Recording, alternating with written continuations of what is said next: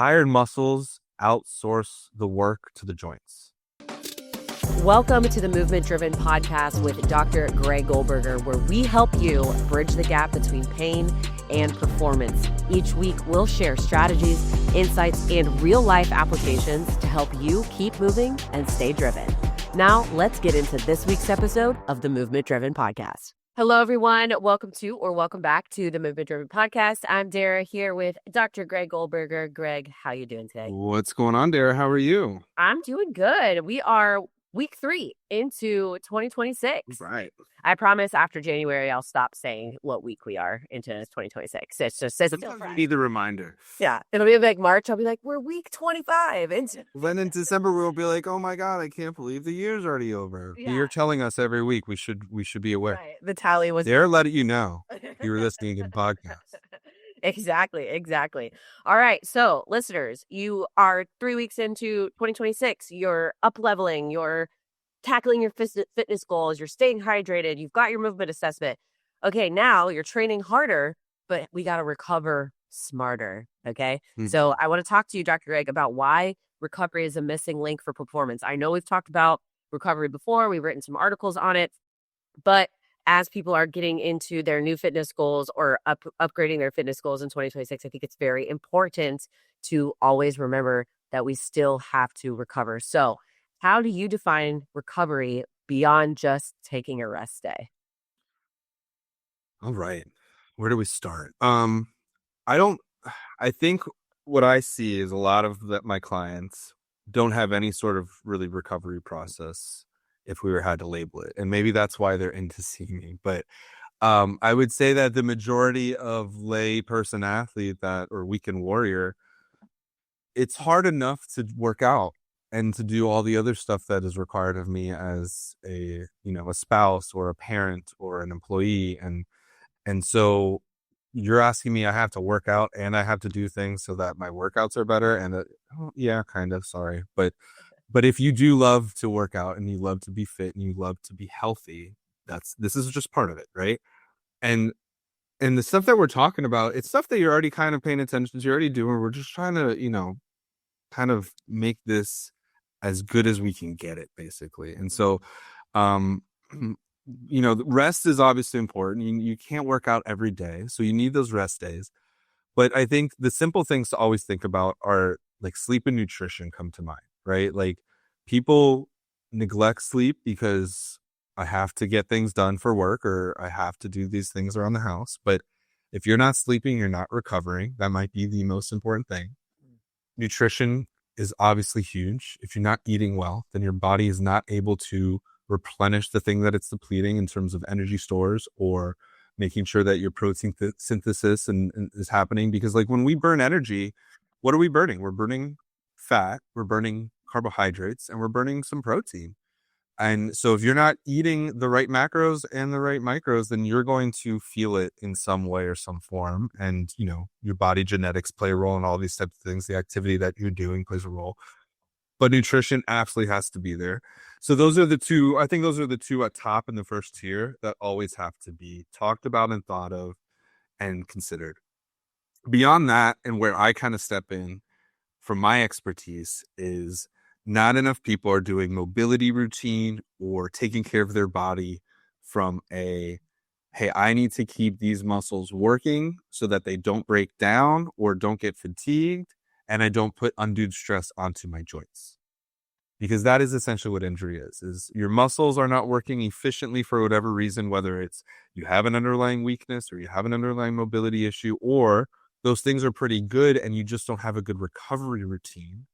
And now you're getting fatigued, and the muscles that you need the most at the end of those workouts or the end of that sport is not there for you. And you're going to put the stress on the low back, on the knees, on the shoulder, the tendons and ligaments supporting that. And that's when you're going to break down and come see us. So from a recovery standpoint, we have to consider doing the right, quote unquote, rehab/prehab exercises, all the quote unquote boring things that people complain that I make them do. There's a reason for that madness.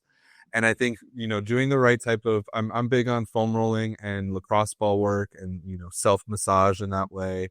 to release some of these overactive muscles and kind of reset the nervous system. So I think that, along with a good mobility stretching routine, I'm not saying it has to be every day, but once a week there should be a nice day where you're getting some of that in.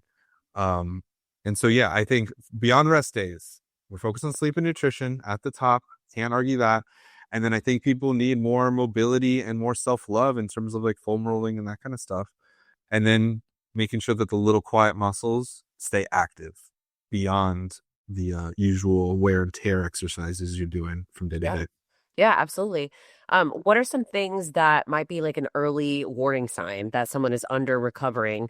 Like let's say they feel like they're getting sleep. They feel Mhm. like they're taking a rest day. They're doing, they're kind of doing their warm up. Right. And they're saying that they are, but maybe they're not.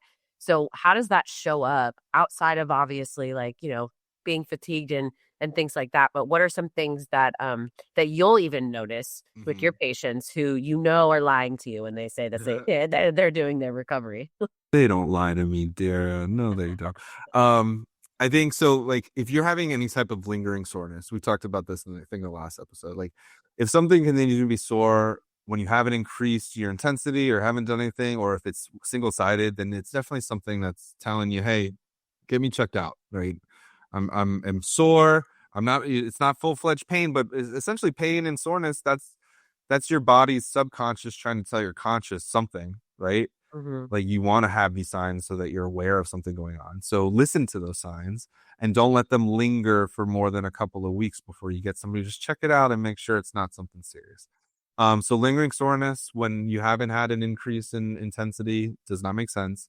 You mentioned the sleep, like, oh yeah, I'm sleeping well. Well, you might have disrupted sleep, or maybe you're more stressed, or maybe you're not falling asleep right away, or there could be a number of things.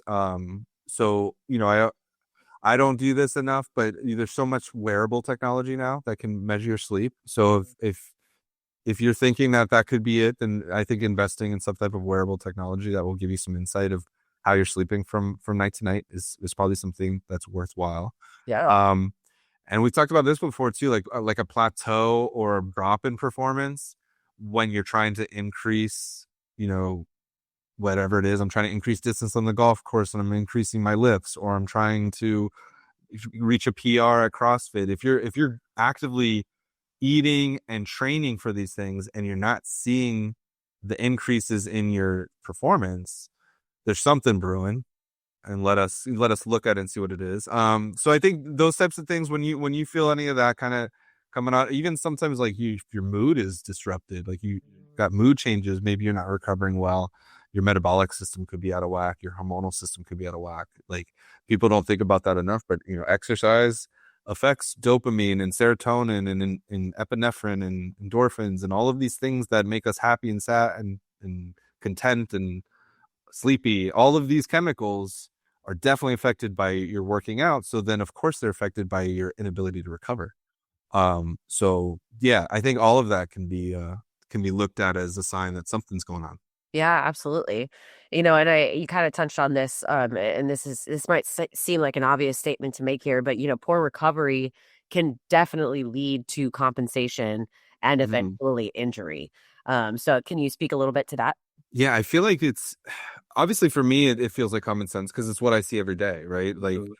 you have a fatigue, which leads to a compensation, which leads to load shifting elsewhere, which is usually in a place that we don't want it, right? Instead of the big muscle taking the force when we're loading it in XYZ activity, well, now it's the attached tendon, which is going to break down, or it's an adjacent ligament, or it's a joint surface, it's cartilage breakdown. There's like tired muscles outsource the work to the joints.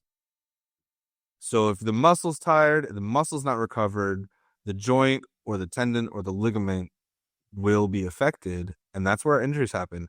So really poor recovery and not paying attention to these lapses is what I see a lot of the time. We mentioned warm up previously too, like not warming up and not recovering well. We're so concerned with the actual workout. It's like it's stuff you do on the exterior that really matters. Yeah. And I think it's important to note here too, especially for, the folks who are maybe just starting a fitness journey or they're just starting something different or they're trying to up level. Soreness is not a badge of honor.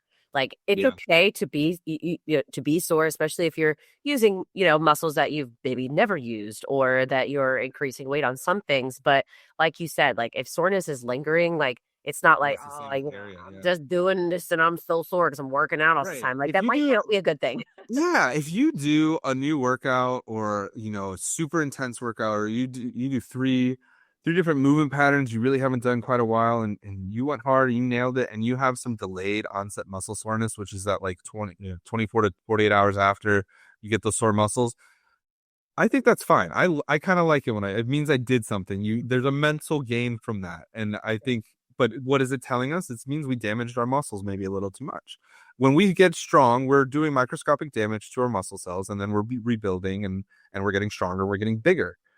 But too much of that leads to injury, right? Because too many little muscle tears leads to big muscle tears. I mean, it seems like common sense, but maybe it's not. But Yeah. I think, yeah, it's just kind of listening to your body, like you said. You shouldn't be sore every time you do the same workout, and it shouldn't be one sided, and it shouldn't only be in one area. Yeah, listen to your body. You'll know when something's going on. But I know people like, oh, I thought it would go away. I hear that 7 times a week there. I just thought it would go away. It never does, unfortunately. I think to like sum it up is I talked a lot about like sleep nutrition and then like doing the muscle recovery mobility stuff. I think also I like to add in that consistency and doing the simple stuff, like the stuff I just talked about, over like all these little hacks or these little, oh, I get the massage gun and then I got the compression sleeves and then do the red light. I mean, all that stuff, I think it has its purpose, but you don't have to buy everything. Yeah. Invest in what works for you, find what works for you and your body. And sometimes, the good old keep it simple, stupid. Like just sleep and recover and eat well and give yourself some love in terms of, some good deep tissue massage that's I guess my opinion on it. Yeah, and you know what? If you're in the Jacksonville area, we can definitely help you out. You can visit us at movementdriven.com and book a discovery call with Dr. Greg. And even if you're not, still book the discovery call and you guys can chat it up and he can help you with some things that you should be looking for when you are finding a PT who can give you that movement assessment. But we just want to help y'all get off to a healthy start for 2026 and prevent as much injury as possible by just treating your body well and doing the right thing. And we can show you how to do that. So there's no guesswork. And we would just love to help you out. So I think this is a great episode. I'm trying to keep these ones for this year just kind of short and sweet for you guys, kicking off the new year so that you can be equipped with some great information as you are transitioning into your new goals or upgrading whatever goals you currently have and you're trying to go further than that. So thank you so much, Dr. Greg. This is a good one and we'll see you next week. See you next time, guys. Thanks for tuning in to the Movement Driven Podcast with Dr. Greg Goldberger. Want to see how we're helping people in Jacksonville bridge the gap between pain and performance? Head on over to movementdriven.com. Until next time, keep moving, stay driven.